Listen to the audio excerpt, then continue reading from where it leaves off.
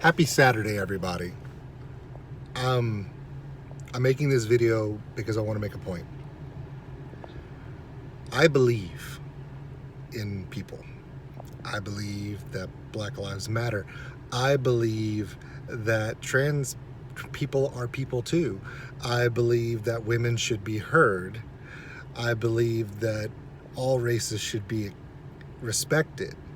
I believe in all points of view should be heard, and I believe that we should all share the same freedoms under the Constitution. That's what I believe. But I also believe that we need to recognize some of the things that are going on. My grandmother on my mother's side was one of those Berkeley, Southern California liberals. She believed in free speech, and she marched literally just for free speech. First Amendment, she literally marched, just for First Amendment rights. And she told me, because she used to live in Nazi Germany when she was a little child, and they fled Nazi Germany because she was actually Polish. And they were like, we got to get out of here. She believed that everyone has to have the same freedom of speech, and this is why.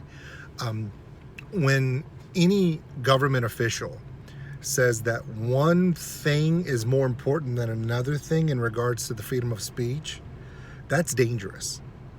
Because right now, it's cool, it's acceptable, it's just, it's morally positive to say that people can't go to church, synagogue, have gatherings of any sort over a certain thing, but Black Lives Matter protests can continue on. Okay? And Black Lives Matter is a worthy cause to protest. I totally get that. We should have been protesting against police brutality and equality for people of color, since 1600. But we're just now getting around to it and doing it well. The problem is with that is that's because it's socially acceptable now. You have to be very careful when you allow things like that and not stand up. So when somebody says, hey, you can't let people march for Black Lives Matter and I can't go to church, that's not them being racist. That's them thinking about something that you haven't thought of yet. Right now, it's convenient to let one right take over another right. But what happens if certain people win elections? What happens if the balance of power in government no longer favors you? And then we're letting those people make decisions, and all of a sudden they say, you can't march for any color. And you can only do this because we say so. See, that's the problem. The First Amendment does not grant power to the government. The First Amendment, in principle, allows the people to have power. Anytime you take away the power of the First Amendment to any group of people, whether it be for church or for whatever reason, you weaken us all. And I know that people that are marching for Black Lives Matter, this is a great time for them to get the exemption to be able to march when everyone else has to stay home and not congregate, and enjoy that. Because if things change and all of a sudden they say, in 10 years, government makes a big shift, and all of a sudden they say, the only public gathering you can have is church. You can't go anywhere but church. We can't protest march? We can't gather for anything? Or what if some utopian ridiculousness happens and says the only time you can come together is to come to a public rally to support your elected aristocracy politicians? Well, that sounds a lot like the Soviet Union. If you want to know what happens when government dictates what people can say, what people can feel, what people can have an opinion on, even if it's a good reason. And for those who are in Black Lives Matter, yes, please, if you have the opportunity to go march now, have your voices heard, because right now you're the only people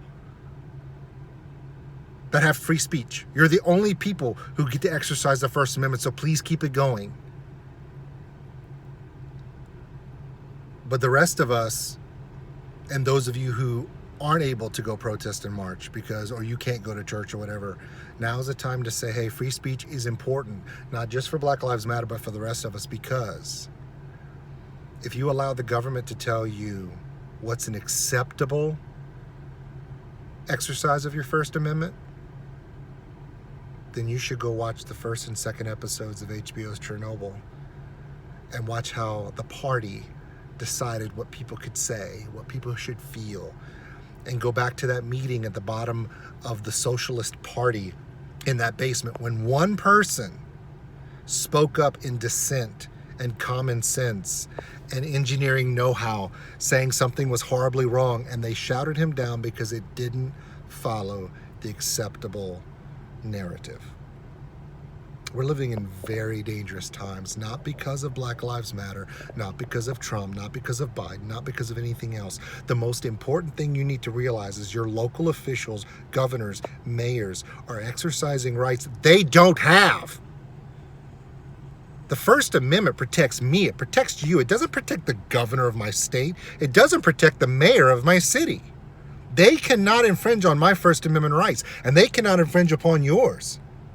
So those of you that are marching to Black Lives Matter, go, please. Exercise your First Amendment right, because you're the only people who've got it right now.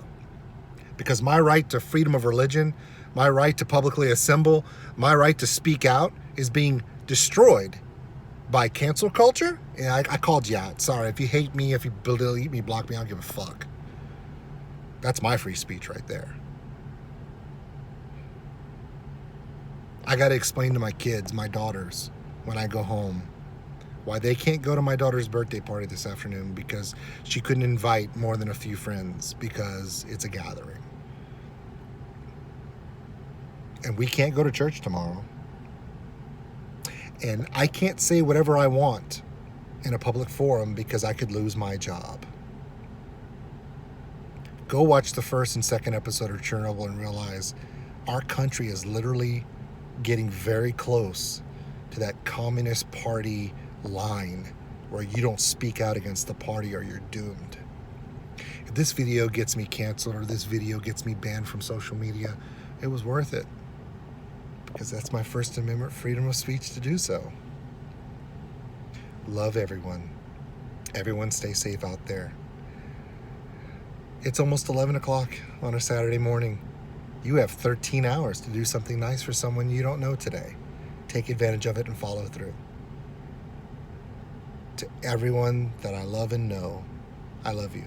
To all of you I've never met before, I respect you, and I want you to have the freedoms and love for people around you and for yourself. Stay safe out there. Protect your fellow person. Love all, hurt none. Got it? Talk to you guys later. Bye.